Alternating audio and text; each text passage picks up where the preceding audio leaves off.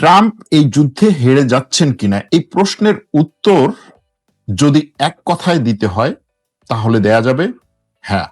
কেন হ্যাঁ এর কথা বলছি? কারণ মার্কিন যুক্তরাষ্ট্রের পক্ষ থেকে ইরানের সাথে যোগাযোগ করা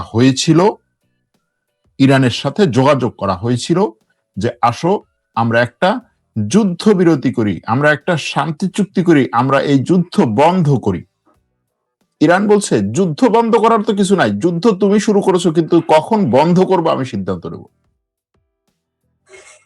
এবং আমেরিকার রাষ্ট্রপতি ডোনাল্ড ট্রাম্প, তার প্রতিরক্ষা মন্ত্রী এবং তার সামরিক কর্মকর্তারা এখন আমেরিকার জনগণকে, আমেরিকার মিডিয়াকে, আমেরিকার গণমাধ্যমকে, আমেরিকার জনমতকে বোঝানোর চেষ্টা করেছে যে আসলে এই যুদ্ধটা আমরা দীর্ঘায়িত করতে চাই না, এই যুদ্ধ আমি শুরু করি। ট্রাম্প সরাসরি এখন বলা শুরু করেছে যে যুদ্ধটা তো আসলে আমি শুরু করিনি, এই যুদ্ধে আসলে আমার জামাতা জারেদ কুশনের, তারপরে হচ্ছে আমার প্রতিরক্ষা মন্ত্রী এবং আমার যে মধ্যপ্রাচ্য বিষয়ক উপদেষ্টা উইটকফ, এরা আসলে আমাকে বুঝিয়েছিল, এর সাথে আমার পররাষ্ট্রমন্ত্রীও ছিল, এরা আমাকে বুঝিয়েছিল যে ইরান আমাদের উপর আক্রমণ করতে পারে। এবং তার সর্বশেষ যে টিভির মানে সাংবাদিকদের সামনে তার যে সর্বশেষ বক্তব্য শুনলে আপনি বলবেন যে এই লোকটা কি আসলে পাগল হয়ে গেছে।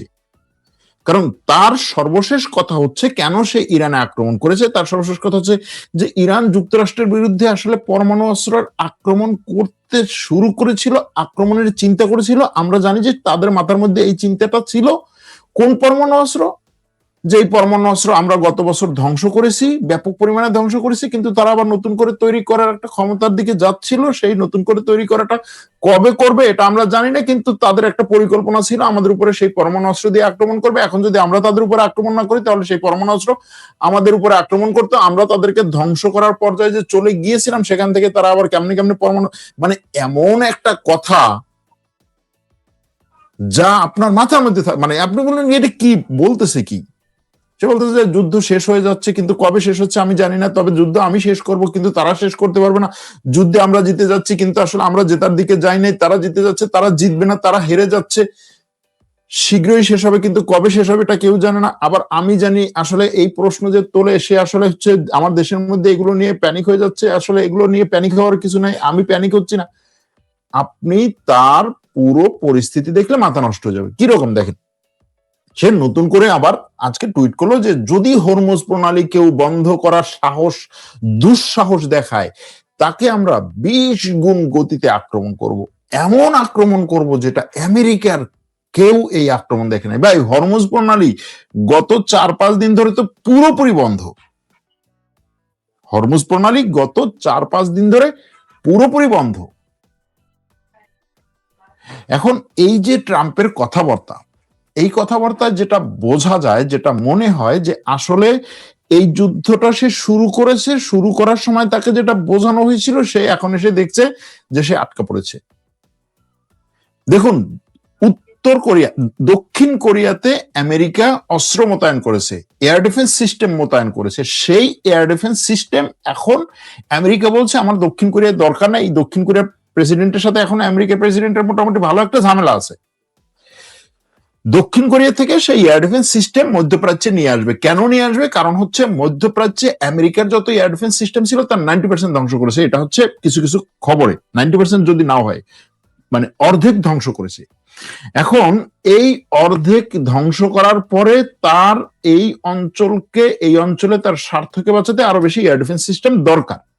থার্ড এয়ার ডিফেন্স সিস্টেম দক্ষিণ কোরিয়াতে আছে। সেটা কেন দক্ষিণ কোরিয়াতে মোতায়েন করা হয়েছিল? কারণ হচ্ছে উত্তর কোরিয়া হচ্ছে একটা দৈত্য দানব জানোয়ার, দক্ষিণ কোরিয়াকে শেষ করে দেবে। এত বছর তো এটাই বোঝানো হয়েছে যে উত্তর কোরিয়া হচ্ছে এমন একটা জিনিস, উত্তর কোরিয়ার যে কিং জং উন তার হাতে এমন একটা মানে আছে, কি বলে, লাল বাটন আছে, সে জাস্ট হচ্ছে চাপ দিবে আর হচ্ছে মিসাইল কি পরমাণু অস্ত্র সব জায়গায় যাবে। ভাই এটা বোঝানো হয়েছিল।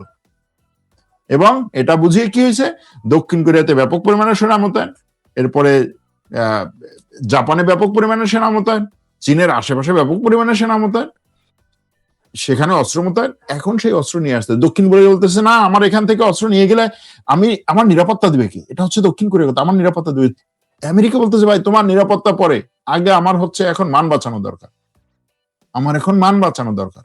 এরকম একটা পরিস্থিতিতে আমেরিকা পড়েছে।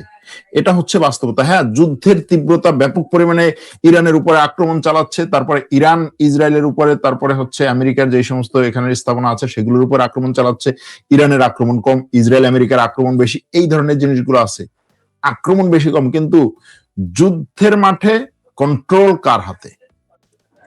ইরান বলছে হরমুজ প্রণালীকে যদি যদি তুমি তোমার অর্থনৈতিক উন্নতি, তোমার অর্থনৈতিক সচ্ছলতা, তোমার জীবনযাত্রার উন্নতির একটা প্রণালী হিসেবে দেখতে চাও, তাহলে আমি কে এটা আগে স্বীকার করো।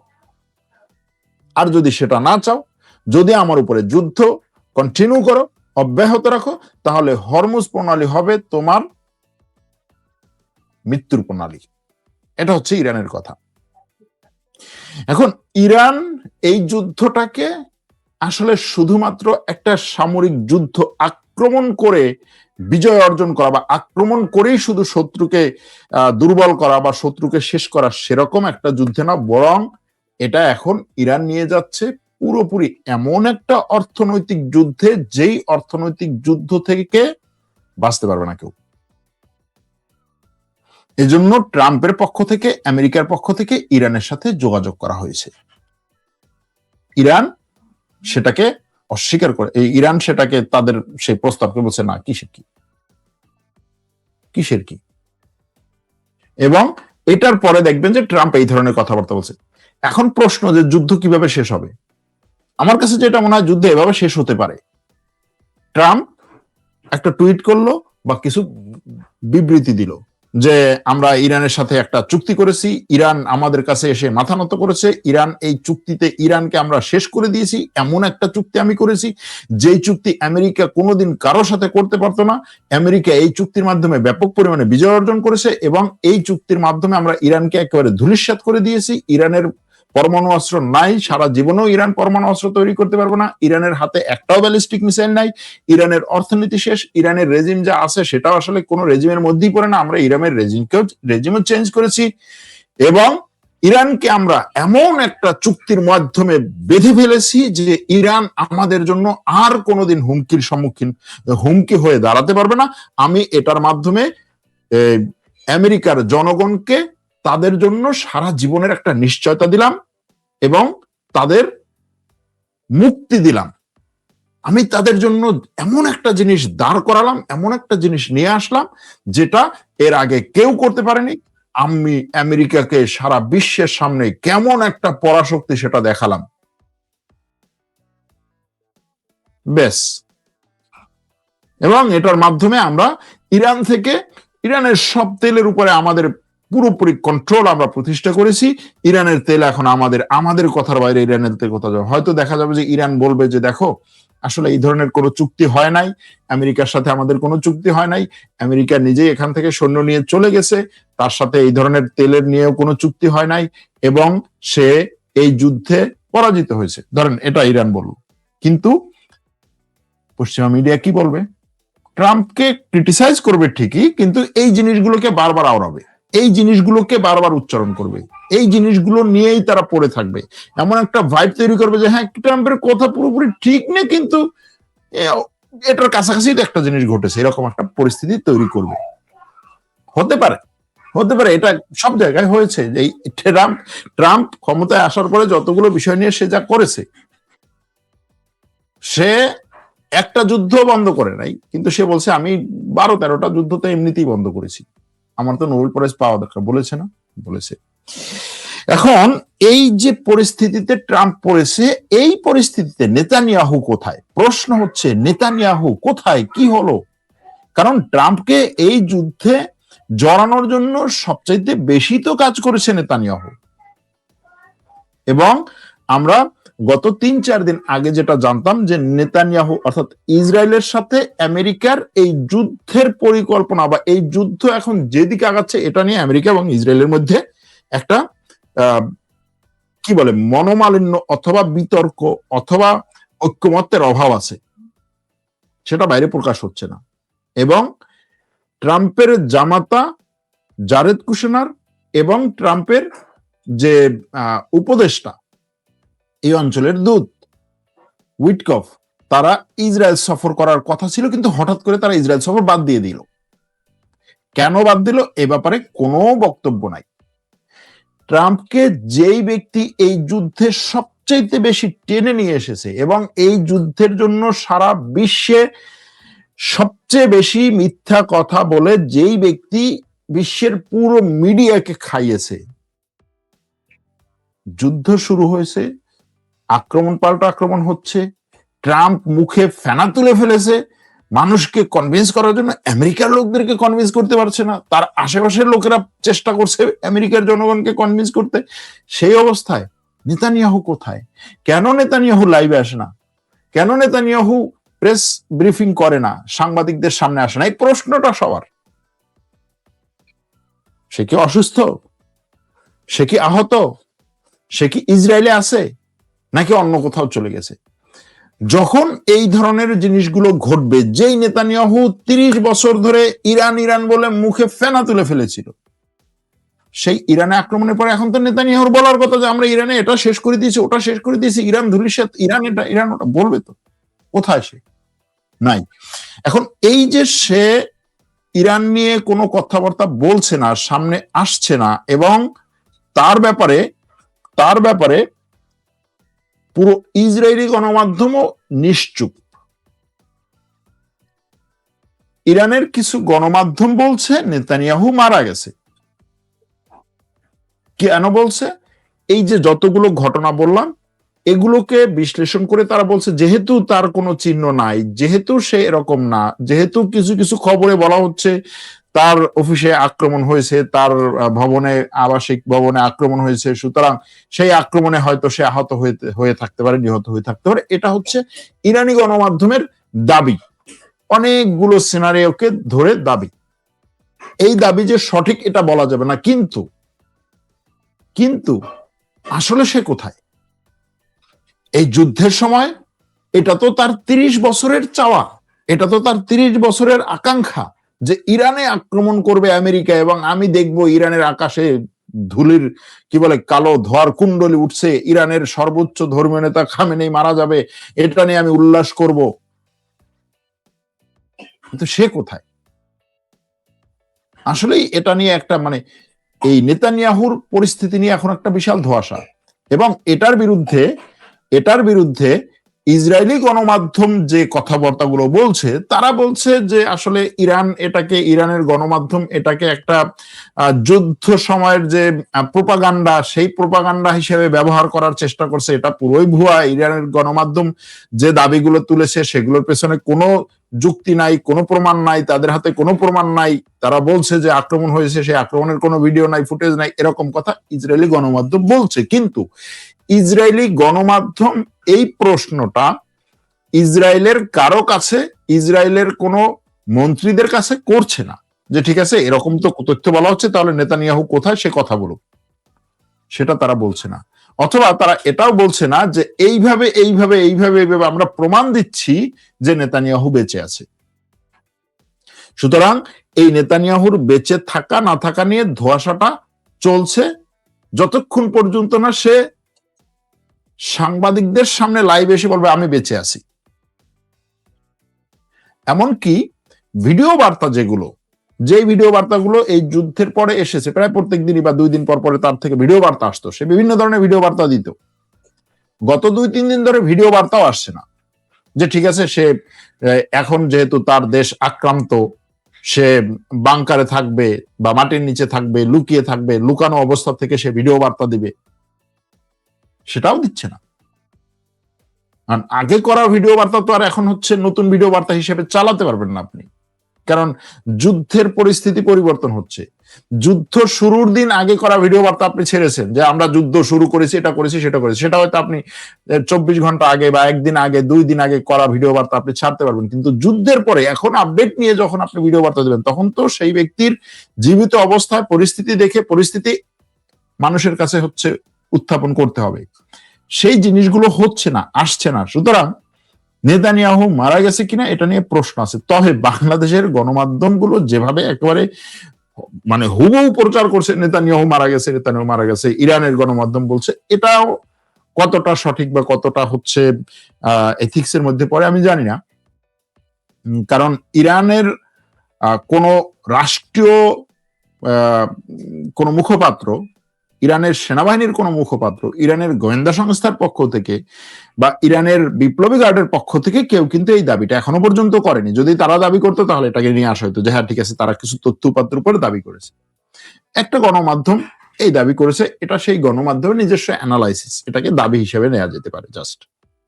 কিন্তু এর বাইরেও ইরানের ধরেন আরো অনেকগুলো গণমাধ্যম আছে, শুধু ইরানের না, এই অঞ্চলে আরো অনেক ফ্রি গণমাধ্যম আছে, যেমন ধরুন আল জাজিরার কথা যদি বলা হয়, তাদেরও তো কিছু অ্যানালাইসিস থাকবে, বা এই ধরনের একটা ঘটনা ঘটলে তখন দেখা যাবে যে তারাও এই বিষয়টাকে সামনে নিয়ে আসবে। এখন বলতে পারেন আল জাজিরা, কাতার তো এই যুদ্ধে ইরানের বিরুদ্ধে যুদ্ধ করছে, সুতরাং তারা এটাকে নিয়ে আসবে না। তুর্কি হতে পারে, যে তার্কিশ যে গণমাধ্যম গুলো আছে, বলবেন যে তার্কিশ গণমাধ্যম ইসরায়েলের বিরুদ্ধে কথা বলবে, কি বলেন আপনি? হতে পারে। তো যাই হোক, আমরা একটু অপেক্ষা করতে পারি। যদি নেতানিয়াহু এই যুদ্ধে নিহত হয় তাহলে এটা হবে বর্তমান সময়ে, এই সময়ে যে জেনারেশন যারা বেঁচে আছে, জীবিত আছে, তাদের সারা জীবনের সবচেয়ে বড় পাওয়া। যদি এই যুদ্ধে এই অবস্থায় নেতানিয়াহু সত্যি সত্যি মারা যেয়ে থাকে, এটা হবে আমাদের জেনারেশন যারা বেঁচে আছে, যারা এই তাণ্ডব দেখেছে, যারা গাজা ভূখণ্ডের তাণ্ডব দেখেছে, যারা লেবাননে চালানো তাণ্ডব দেখেছে, যারা এই অঞ্চলে যতগুলো যুদ্ধ হয়েছে মুসলিম বিশ্বের সবগুলো যুদ্ধের পিছনে যেই লোকটা কলকাঠি নেড়েছে, তার মৃত্যু যদি দেখে যাওয়া, মানে বলে না আমাদের দেশে যে মারা যাওয়ার আগে শান্তি পেলাম, এরকম একটা পরিস্থিতি হবে। অনেকে বলা শুরু করছে, ভাই এই খবরটা শোনার পরে আমি দান সৎকার করা শুরু করে দিয়েছি, এত খুশির খবর। তো এরকম যদি একটা কিছু হয়, এবং সেটা অবশ্যই একটা সময় পর্যন্ত অপেক্ষা করা দরকার, আনুষ্ঠানিক বার্তা আসা পর্যন্ত, আনুষ্ঠানিক তথ্য আসা পর্যন্ত, কারণ এই গুজবের উপরে আগানো ঠিক না। যেমন ধরুন খামেনাই মৃত্যুর পরে তার দেশের টেলিভিশন, তার দেশের বিপ্লবী গার্ড, সরকার সরাসরি যখন বললো যে সে মারা গেছে, কোনো একটা জায়গা থেকে কোনো একটা পত্রিকা বা কোনো একটা পোর্টাল বললো যে না এইভাবে হচ্ছে, আমরা বুঝতে পারছি যে সে আসলে মারা যায়নি, বেশ। এরপরে সব জায়গায় মানে এই ধরনের যে মিডিয়াগুলো, যেই মিডিয়াগুলো এই ধরনের হচ্ছে চাঞ্চল্যকর তথ্য ছড়াতে ব্যস্ত, তারা বলা শুরু করলো যে না, খামেনেই মারা যায়নি, এই জীবিত আছে, খামেনেই জীবিত আছে, জীবিত আছে। কি হলো, অন্তত 4-5 ঘন্টা তারা ব্যাপক পরিমাণে হচ্ছে ভাইরাল হলো, আর কিছুই না। কিন্তু আপনি আমি সাধারণ মানুষ হিসেবে আমাদের এই জিনিসের পিছনে দৌড়ানো দরকার। অপেক্ষা করলে সমস্যা কি? 2 দিন পরে আপনি জানেন অসুবিধাটা কোথায়, জানার পরে আপনি হচ্ছে এটা নিয়ে তখন যা করার আপনি সেটা তখন করেন। তো এই জন্য নেতানিয়াহুর এই মৃত্যু নিয়ে এখনো পর্যন্ত যদি বলা হয়, মানে মৃত্যু নিয়ে বলতে নেতানিয়াহু যে মোটামুটি পর্দার অন্তরালে বা মিডিয়ার সামনে না, এটা নিয়ে এই সন্দেহগুলো, ধোঁয়াশাগুলো আছে। এরপরে আর একটা প্রশ্ন হচ্ছে তুরস্ক। তুরস্ক এই যুদ্ধে কি করছে, কেন ইরানের পাশে দাঁড়াচ্ছে না বা দাঁড়াবে কিনা? তুরস্ক ইরানের পাশে দাঁড়াচ্ছে না, ইরানের পাশে দাঁড়াবে না। দাঁড়াবে না বলতে যে ইরানের পক্ষ হয়ে যুদ্ধ করবে না, যতক্ষণ পর্যন্ত না তুরস্ককে জোর করে এই যুদ্ধে কোনো পক্ষ টেনে নেবে। আর তুরস্ককে যদি জোর করে এই যুদ্ধে কোনো পক্ষে টেনে নেয়, সেটাও ইরানের পক্ষে যাওয়ার সম্ভাবনা খুব কম। এখন তুরস্কের আকাশ দিয়ে ব্যালিস্টিক মিসাইল যায়, আকাশও না, তুরস্কের বায়ুমণ্ডল দিয়ে। বায়ুমণ্ডল হচ্ছে আপনার বর্তমান মানে আপনার যে আকাশ সীমা, আপনার বায়ুমণ্ডলের উপর দিয়ে হচ্ছে ব্যালিস্টিক মিসাইল যায়। ভূমি থেকে 100 তো ভূমি থেকে 100 কিলোমিটার উপর দিয়ে।